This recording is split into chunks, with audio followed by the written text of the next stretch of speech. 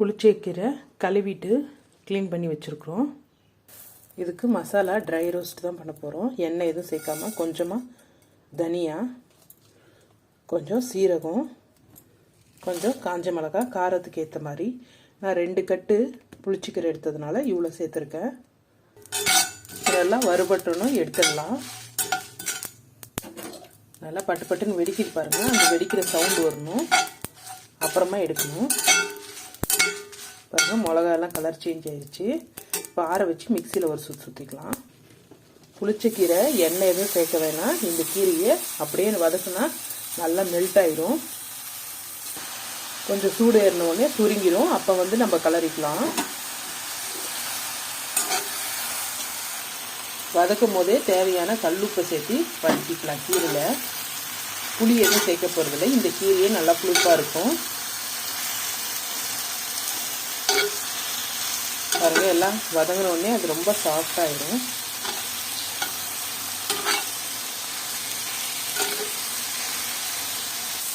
பாருங்க, நல்லா சாஃப்ட் ஆயிடுச்சு. இப்போ இந்த ஸ்பைசஸை கொஞ்சம் குறப்பாக அரைச்சதுக்கப்புறம் அந்த கீரையை போட்டு ஒரு சுற்றி எடுத்துக்கலாம் மிக்சி ஜாரில்.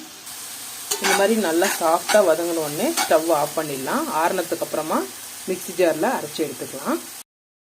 ஃபஸ்ட்டு மசாலாவை இந்த மாதிரி குறப்பாக அரைச்சிக்கணும். ஏன்னா கீரை சேர்த்ததுக்கப்புறம் அரைபடாது. அதனால் வதக்கி வச்சதை நம்ம சேர்த்துக்கலாம்.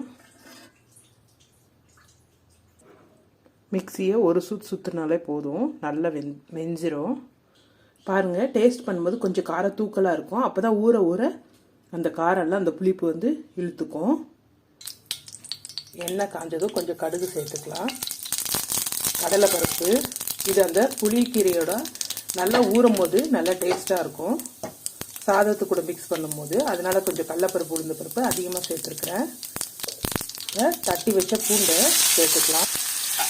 இந்த கோங்குராவில் ஐரன் சக்தி, நார்ச்சத்து அதிகமாக இருக்கிறதுனால நிறைய சாப்பிடணும். வாரத்துக்கு ஒரு முறையாவது சாப்பிடுங்க. டெய்லி டாக்டர் டெய்லியும் கூட சாப்பிட்லான்னு சொல்லியிருக்காங்க. நீங்கள் அட்லீஸ்ட் வாரத்துக்கு ஒரு முறையாவது இல்லை மாதத்துக்கு 2 வாட்டியாவது சாப்பிடுங்க. பூண்டு வதங்கினதும் வெங்காயம் சேர்த்துக்கலாம். நான் ஒரு கை நிறைய சேர்த்துருக்குறேன். இந்த வெங்காயம் பூண்டுக்குலாம் அந்த கீரையோட புளிப்பு சேரும் போது இன்றைக்கி செஞ்சுட்டு நாளைக்கு சாப்பிட்ணும். அப்போ தான் ரொம்ப டேஸ்ட்டாக இருக்கும். இது சப்பாத்தி, தோசைக்கு அந்த மாதிரி கூட தொட்டுன்னு சாப்பிட்லாம். இல்லைன்னா ரைஸ் கூட நம்ம வேலைக்கு போகிறவங்க இது செஞ்சு வச்சுட்டா 1 வாரம் 10 நாள் ஆனாலும் கெடாது.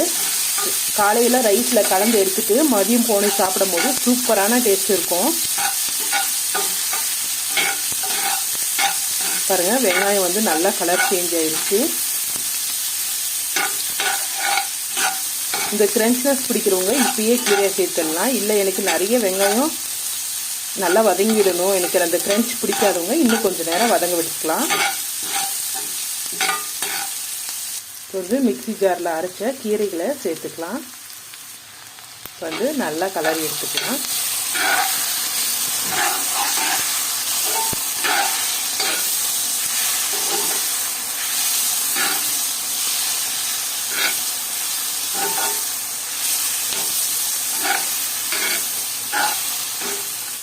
ரெண்டு நிமிஷம் போல் நல்லா வதக்கி எடுத்துக்கலாம்.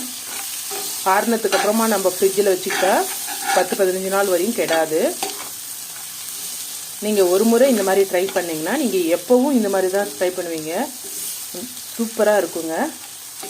இந்த வீடியோ உங்களுக்கு பிடிச்சிருந்தா லைக் பண்ணுங்கள், ஷேர் பண்ணுங்கள், கமெண்ட் பண்ணுங்கள், சப்ஸ்கிரைப் பண்ணுங்கள்.